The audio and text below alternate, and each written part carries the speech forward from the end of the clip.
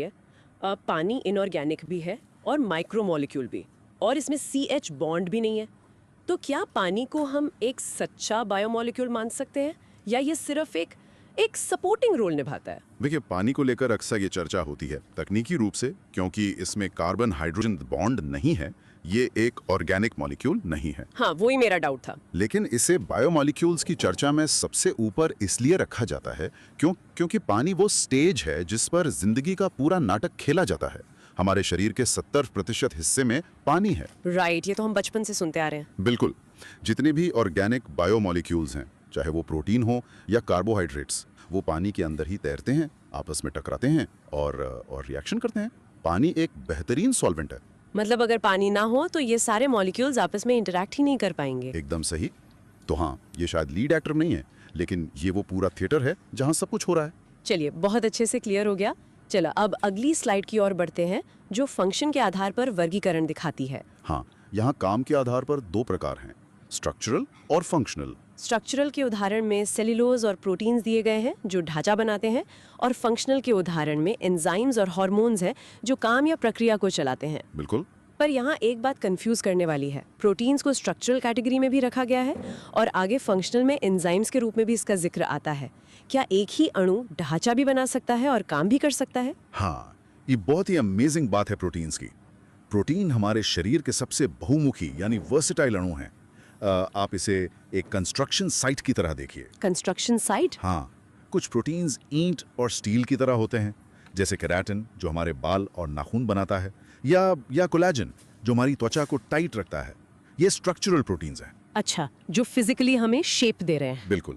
लेकिन उसी construction site पर कुछ लोग ऐसे भी हैं जो सीमेंट मिला रहे हैं, मशीनों को चला रहे हैं। शरीर में ये काम फंक्शनल प्रोटीन्स करते हैं। जैसे कि कोई उदाहरण? जैसे इंसुलिन एक हार्मोन है जो ब्लड शुगर को मैनेज करता है, वो भी एक प्रोटीन है। पेप्सिन एक एंजाइम है जो खाना पचाता है, वो भी प्रोटीन है। अच्छा, तो मतलब उसका आकार तय करता है कि वो क्या करेगा। एकदम सही कहा आपने। प्रोटीन का मॉलिक्यूल कैसे मुड़ता है, उसका 3D आकार कैसा बनता है, वही तय करता है कि वो एक मजबूत दीवार बनेगा या एक एक्टिव मशीन। चलिए, ये तो काफी लॉजिकल है। अब आगे बढ़ते हैं और कार्बोहाइड्रेट्स वाली अगली स्लाइड देखते हैं। हाँ, इसकी डेफिनेशन में लिखा है कि ये ऊर्जा का मुख्य स्रोत हैं, मेन एनर्जी सोर्स। और इसके टाइप्स में मोनोसैकेराइड, डाइसैकेराइड और पॉलीसैकेराइड शामिल हैं। इनका मुख्य काम ऊर्जा की आपूर्ति और ऊर्जा का भंडारण करना है। बिल्कुल, एनर्जी सप्लाई और स्टोरेज। तो मेरा सवाल ये है कि अगर इन सब का मुख्य काम ऊर्जा देना ही है, तो शरीर को इन 3 अलग-अलग रूपों की आवश्यकता क्यों होती है? ऊर्जा के मैनेजमेंट के लिए ना शरीर को अलग-अलग सिस्टम चाहिए होते हैं। इसे आप अपने पैसों के इस्तेमाल के तरीके से समझ सकते हैं। पैसों से? कैसे? देखिए, मोनोसैकेराइड्स जैसे ग्लूकोज आपकी जेब में पड़े खुले सिक्कों की तरह हैं। जब आपको तुरंत कुछ खरीदना हो, आप उन्हें तुरंत खर्च कर सकते हैं। हाँ, इंस्टेंट एनर्जी के लिए। राइट। डाइसैकेराइड्स जैसे चीनी आपके वॉलेट में रखे नोट की तरह हैं। इन्हें खर्च करने से पहले थोड़ा सा तोड़ना पड़ता है। अच्छा, और पॉलीसैकेराइड्स? पॉलीसैकेराइड्स जैसे स्टार्च या ग्लाइकोजन आपके बैंक अकाउंट में रखे फिक्स्ड डिपॉजिट की तरह हैं, FD की तरह। ओहो, मतलब लॉन्ग टर्म के लिए। बिल्कुल। जब आप बहुत सारा खाना खा लेते हैं तो शरीर एक्स्ट्रा ग्लूकोज को जोड़कर एक लंबी चेन बना लेता है और उसे लिवर में स्टोर कर देता है, ताकि जब आप भूखे हों तो उस FD को तोड़कर वापस ग्लूकोज निकाला जा सके। ये एनालॉजी बहुत बढ़िया थी। चलिए अब प्रोटीन वाली अगली स्लाइड पर चलते हैं। यहाँ डेफिनेशन में बताया गया है कि प्रोटीन्स अमीनो अम्लों से बने होते हैं। हाँ, अमीनो एसिड से। और इनके फंक्शन में लिखा है कि ये ग्रोथ, एंजाइम्स और हार्मोन्स के लिए जरूरी हैं। राइट। और इस स्लाइड में एक स्पेशल पॉइंट है, डीनेचुरेशन, जिसका मतलब बताया गया है लॉस ऑफ स्ट्रक्चर, यानी संरचना का टूटना। हाँ, डीनेचुरेशन बहुत इंपॉर्टेंट कॉन्सेप्ट है। तो स्लाइड के आखिर में ये जो डीनेचुरेशन लिखा है, क्या इसका मतलब ये है कि संरचना टूटने के बाद प्रोटीन पूरी तरह से काम करना बंद कर देता है? मतलब क्या वो मर जाता है? अणु या मॉलिक्यूल्स के लिए हम मरना शब्द इस्तेमाल नहीं करते, लेकिन हाँ, वो बायोलॉजिकली इनएक्टिव यानी पूरी तरह से बेकार जरूर हो जाता है। ऐसा क्यों? क्योंकि प्रोटीन का सारा जादू उसके 3D आकार में है। अमीनो एसिड मोतियों की तरह जुड़कर एक लंबी माला बनाते हैं और फिर वो माला एक बहुत ही खास तरीके से मुड़कर उलझकर एक स्पेसिफिक शेप ले लेती है। और अगर वो शेप बिगड़ जाए तो? वही तो होता है डीनेचुरेशन में। जब हम शरीर का तापमान बहुत ज्यादा बढ़ा देते हैं, जैसे तेज बुखार में, या जब हम किसी प्रोटीन पर एसिड डालते हैं, तो वो माला खुल जाती है और वापस एक सीधे धागे में बदल जाती है। अच्छा, मतलब उसका 3D स्ट्रक्चर खत्म हो गया। बिल्कुल। इसका सबसे क्लासिक उदाहरण है अंडा उबालना। कच्चा अंडा ट्रांसपेरेंट और लिक्विड होता है हाँ, और उबलने के बाद एकदम हार्ड और सफेद हो जाता है। क्योंकि गर्मी की वजह से उसके प्रोटीन डीनेचर हो जाते हैं, उलझ जाते हैं और एक सफेद ठोस बन जाते हैं।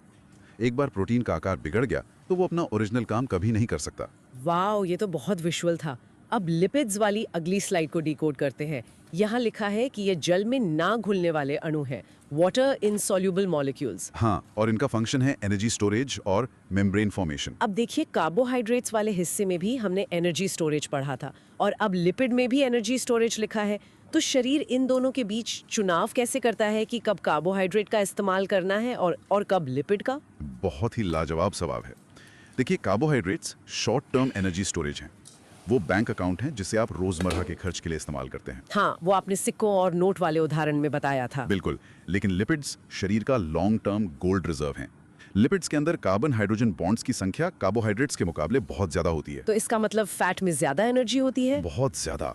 1 ग्राम फैट में 1 ग्राम कार्बोहाइड्रेट के मुकाबले दोगुनी से भी ज्यादा ऊर्जा होती है। अच्छा। जब आप हल्की फुल्की एक्सरसाइज करते हैं या रोज के काम करते हैं तो शरीर कार्बोहाइड्रेट्स जलाता है, लेकिन जब आप व्रत रखते हैं, लंबी दौड़ लगाते हैं, तब शरीर अपने इस गोल्ड रिजर्व को तोड़कर ऊर्जा निकालता है। और ये मेम्ब्रेन फॉर्मेशन वाला क्या कॉन्सेप्ट है? क्योंकि लिपिड्स पानी में नहीं घुलते ना, इसलिए शरीर इनका इस्तेमाल हर एक कोशिका के चारों ओर एक एक वाटरप्रूफ दीवार बनाने में करता है। ओहो। सोचिए, अगर हमारी कोशिकाएं लिपिड की बजाय कार्बोहाइड्रेट्स की बनी होती तो हम बारिश में चीनी की तरह घुल जाते। हाँ, बिल्कुल। चलो अब अगली स्लाइड देखते हैं जो न्यूक्लिक एसिड्स के बारे में है। यहाँ इसके 2 मुख्य प्रकार बताए गए हैं, डीएनए और आरएनए। हाँ, डीएनए और आरएनए। और इनका फंक्शन है आनुवंशिक जानकारी यानी जेनेटिक इंफॉर्मेशन को संभालना और प्रोटीन संश्लेषण करना, प्रोटीन सिंथेसिस। जी, तो डीएनए और आरएनए दोनों ही न्यूक्लिक एसिड्स हैं, लेकिन क्या इन दोनों के कामों में कोई बहुत बड़ा और स्पष्ट अंतर है जो एक स्टूडेंट को हमेशा याद रखना चाहिए? बिल्कुल है। इसे समझने के लिए आप एक बहुत ही सुरक्षित लाइब्रेरी की कल्पना कीजिए। उस लाइब्रेरी के अंदर एक तिजोरी है जिसमें एक मास्टर ब्लूप्रिंट रखा है। ठीक है, मास्टर ब्लूप्रिंट। इस ब्लूप्रिंट में लिखा है कि पूरे शहर को कैसे बनाना है और कैसे चलाना है। वो मास्टर ब्लूप्रिंट आपका डीएनए है। ये इतना कीमती है कि इसे तिजोरी से यानी न्यूक्लियस से बाहर निकालने की इजाजत किसी को नहीं है। तो फिर काम कैसे होता है बाहर? वही तो बात है, शहर में काम करने वाले कारीगरों को तो इंस्ट्रक्शंस चाहिए। तो होता यह है कि उस मास्टर ब्लूप्रिंट के जिस पन्ने की जरूरत होती है उसकी एक फोटोकॉपी निकाली जाती है और उसे बाहर कंस्ट्रक्शन साइट पर भेज दिया जाता है। और वो फोटोकॉपी आरएनए है। एकदम सही। डीएनए सिर्फ जानकारी को सुरक्षित रखने का काम करता है, जबकि आरएनए उस जानकारी को बाहर ले जाकर प्रोटीन्स बनवाने का असली ग्राउंड वर्क करता है। क्या बात है। अब अगली स्लाइड पर आते हैं जहाँ एक बहुत ही रोचक कॉन्सेप्ट का फ्लो चार्ट दिया गया है। स्लाइड दिखाती है कि जानकारी कैसे प्रवाहित होती है। डीएनए से आरएनए बनता है और फिर आरएनए से प्रोटीन बनता है। हाँ, इसे बायोलॉजी में सेंट्रल डॉगमा कहा जाता है। मेरे को जब भी कोई अननोन नंबर कॉल करता है तो मेरे से पहले मेरा एआई असिस्टेंट उससे बात करेगा। हेलो, कौन बोल रहा है? मैं राजेश बोल रहा हूँ, आप कौन बोल रहे हो? मैं निखिल का असिस्टेंट बोल रहा हूँ। आप क्या बात करना चाहते हैं? मैं एक ऑर्डर की डिलीवरी लेके आया हूँ और आपके घर के बाहर बैठा हूँ। 1 मिनट रुकिए। अभी जो आपने कॉल सुनी वो मेरा एआई असिस्टेंट इक्वल एआई ले रहा था और भाई वो अननोन कॉल्स खुद ही पिक कर लेता है और हिंदी में मस्त कॉलर से बात भी कर लेता है। इसके बाद आप उसके ऐप में जाके डायरेक्ट समरी भी देख सकते हैं कॉलर की, भाई क्या बात। डॉगमा कहा जाता है। ये फ्लो चार्ट बहुत सीधा लग रहा है, लेकिन मेरा सवाल ये है कि डीएनए सीधे प्रोटीन क्यों नहीं बना देता? बीच में इस आरएनए नाम के मिडिलमैन की क्या जरूरत है? इस मिडिलमैन की जरूरत के 2 सबसे बड़े कारण हैं, सुरक्षा और एम्प्लीफिकेशन। सुरक्षा तो आपने अभी बताया कि डीएनए डैमेज ना हो जाए। बिल्कुल। अगर डीएनए खुद बाहर जाकर प्रोटीन बनाने लगेगा और उस दौरान उसे कोई चोट लग गई या म्यूटेशन हो गया तो पूरी कोशिका का सिस्टम क्रैश हो जाएगा। तो फिर ये एम्प्लीफिकेशन क्या है? एम्प्लीफिकेशन मतलब काम की स्पीड बढ़ाना। हमारे शरीर को कभी-कभी एक ही प्रोटीन की लाखों कॉपीज एक साथ चाहिए होती हैं। अच्छा, तो अगर एक डीएनए करेगा तो बहुत टाइम लगेगा। एग्जैक्टली। इसलिए डीएनए एक साथ कई आरएनए कॉपीज बना देता है। फिर वो सारे आरएनए एक साथ मिलकर तेजी से लाखों प्रोटीन बना देते हैं। आरएनए एक तरह से प्रोडक्शन की स्पीड को बढ़ाने वाला वॉल्यूम डायल है। मैं समझ गई। चलिए अब एंजाइम को समझने के लिए अगली स्लाइड पर चलते हैं। यहाँ डेफिनेशन में इन्हें बायोलॉजिकल कैटलिस्ट कहा गया है। हाँ, जैव उत्प्रेरक। फंक्शन में लिखा है कि ये रिएक्शंस की गति को तेज करते हैं और एक रिएक्शन इक्वेशन भी दी गई है, E+S गिव्स प्रोडक्ट। यानी एंजाइम प्लस सबस्ट्रेट मिलकर प्रोडक्ट बनाते हैं। राइट। तो इस इक्वेशन को देखकर मुझे एक बात पूछनी है। अगर E और S मिलकर प्रोडक्ट बना रहे हैं तो तो क्या रिएक्शन पूरी होने के बाद एंजाइम भी प्रोडक्ट का हिस्सा बन जाता है या फिर वो वैसे का वैसा ही बच जाता है? ये एक बहुत ही कॉमन डाउट है, लेकिन एंजाइम कभी भी प्रोडक्ट का हिस्सा नहीं बनता। वो रिएक्शन के अंत में बिल्कुल वैसा का वैसा ही 100% साबुत बच जाता है। अच्छा, इसे एक ताले और चाबी के उदाहरण से समझिए। सबस्ट्रेट वो ताला है जिसे खोलना है, और एंजाइम वो खास चाबी है। ठीक है। जब आप चाबी से ताला खोलते हैं तो ताला खुल जाता है, यानी आपका प्रोडक्ट बन गया। लेकिन क्या उस प्रोसेस में आपकी चाबी टूट गई या ताले के अंदर ही रह गई? नहीं, चाबी तो वापस निकाल लेते हैं। बिल्कुल, और उससे दूसरा ताला खोलने चले जाते हैं। एंजाइम भी बिल्कुल यही करते हैं। वो एक सबस्ट्रेट को पकड़ते हैं, रिएक्शन तेज करते हैं, प्रोडक्ट में बदलते हैं और फिर उसे छोड़कर तुरंत अगले सबस्ट्रेट की तलाश में निकल जाते हैं। वाओ, ये तो बहुत एफिशिएंट सिस्टम है। हाँ, अगर एंजाइम ना हो तो जो खाना आपने आज खाया है उसे पचने में कई साल लग जाएंगे। एंजाइम्स उस प्रोसेस को कुछ घंटों में समेट देते हैं। कि दो प्रकार हैं, कैटाबॉलिज्म जिसका मतलब है ब्रेक डाउन और एनाबॉलिज्म जिसका मतलब है सिंथेसिस या जुड़ना। बिल्कुल। और 9वें पॉइंट में सेकेंडरी मेटाबोलाइट्स दिए गए हैं जैसे एल्कोलॉइड्स और रबर।